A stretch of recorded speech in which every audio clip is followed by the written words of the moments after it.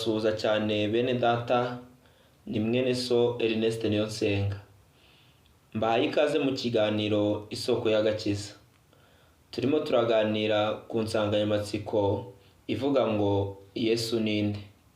Iki ni igice cya kabiri cy'ikiganiro cyacu.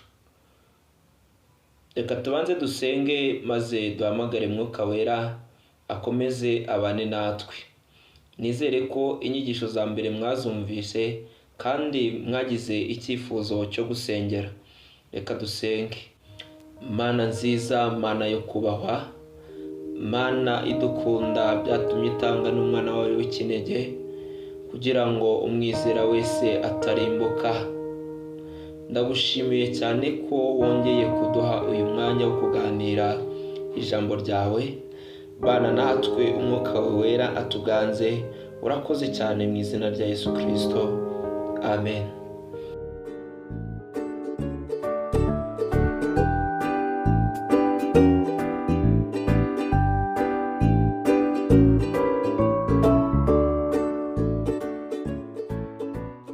Mbahaye ikaze mu kiganiro Isoko y'Agakiza. Turi ku nsanganyamatsiko ivuga ngo Yesu ninde. Mu kiganiro gishize twavuze ku mugabo witwaga Simiyoni wajyanwe na Mwuka Wera mu rusengero, aho yahavugiye amagambo akomeye cyane kuri Yesu. Yavuze ko azabibuye risitaza benshi kandi ngo abanyamahanga bamwe bazamwizera abandi bibayobere. Niko bimeze, turacyaganira ku nsanganyamatsiko ivuga ngo Yesu ninde. Uyu munsi tugiye kureba uburyo n'abigishwa be bamuyobeye, bibatera kwibaza byinshi ubwo bari babajijwe icyo kibazo. Muri icyo gihe Yesu abonye ko abigishwa be nabo batamusobanukiwe, byamuteye impungenge zikomeye cyane, nawe agira ibyo yibaza byinshi. Ariko Imana ishimwe ko iduhaye uyu mwanya ngo tuganire neza, dusobanukirwe mu by'ukuri Yesu ninde ku buzima bwacu. Wowe mu mutima wawe wumva koko Yesu ari nde? Reka dusome ubutumwa bwiza bwanditswe na Mariko igice cya 8, turahera ku murongo wa 27. Yesu avanayo n'abigishwa be ajya mu birorero by'i Kayisariya ya Filipo. Bakiri mu nzira abaza abigishwa bati, abantu bagira ngo ndinde? Baramusubiza bati, bamwe bavuga kuri Yohana umubatiza, abandi ngo uri Eliya, abandi ngo uri umwe mu bahanuzi. Arababaza ati, ariko mwebweho mugira ngo ndinde?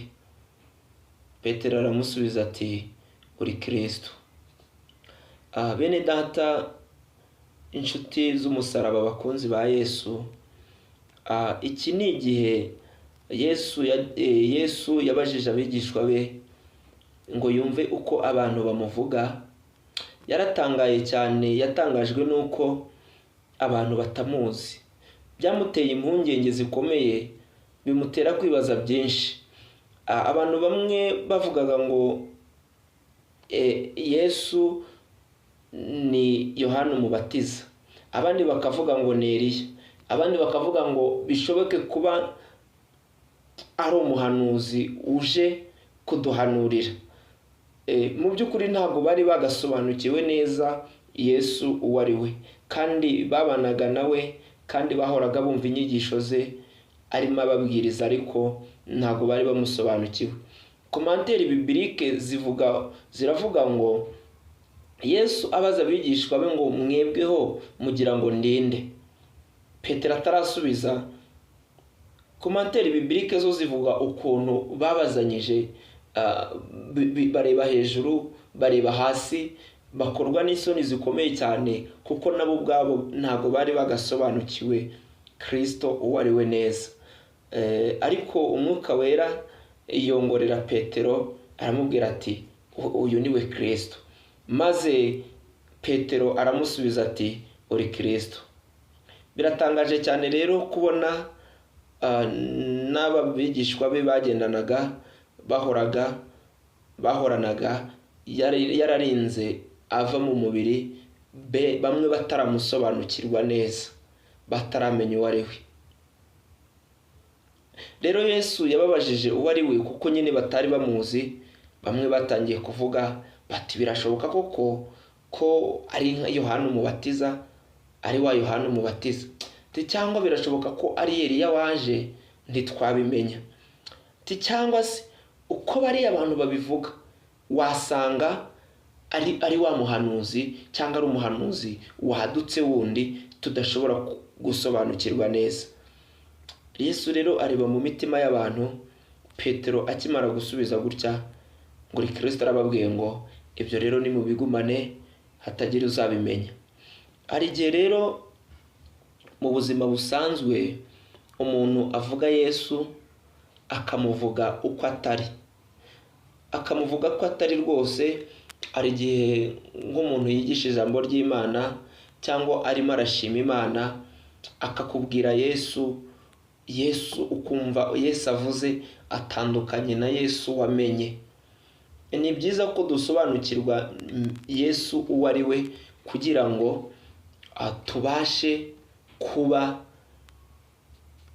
abo Kristo, abo Imana ishaka abanyabo, kugira ngo tubashe kugera ku kigero cyiza Imana idushakaho, kandi ngo tubwire n'aba mu mahanga yose tubahindure kuba abigishwa ba Kristo. Mu by'ukuri ntabwo twahindura kuba abantu kuba abigishwa ba Kristo tutaramenya neza Kristo uwo ari we. Nongere nkubaze ngo mbese muri wowe ukuri kuri ku mutima wawe Kristo ninde? Rero ndimo ndavuga ngo hari igihe umuntu avuga Yesu ukumva koko uwo Yesu ari kuvuga ni Yesu we ku giti cye, ukavuga ngo uyu Yesu avuga yamukuye hehe? Uyu Yesu avuga ko atandukanye n'uwo nzi, bimeze biti?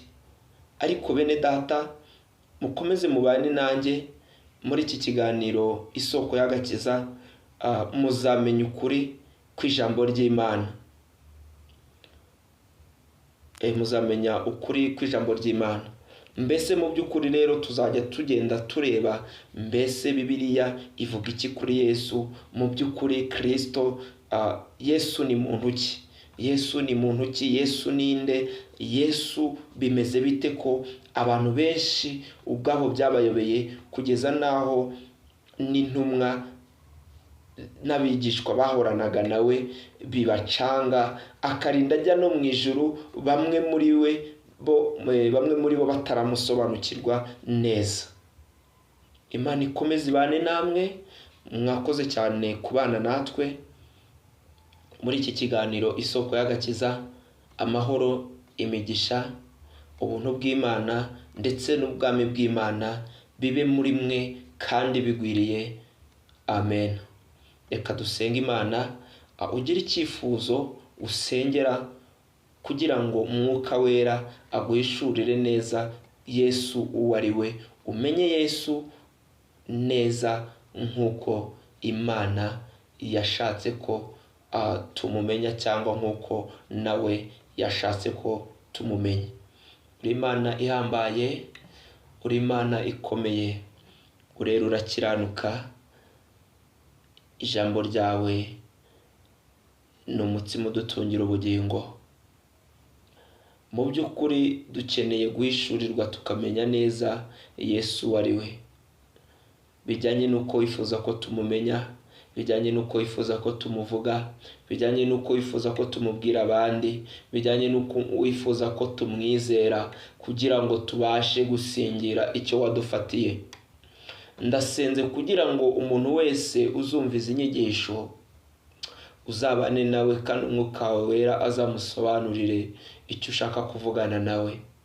Reka rero ubuntu bwawe buganze muri twebwe, urukundo rwawe rugumane natwe, imbabazi zawe zihoraho iteka ryose nazo ntizitujye kure.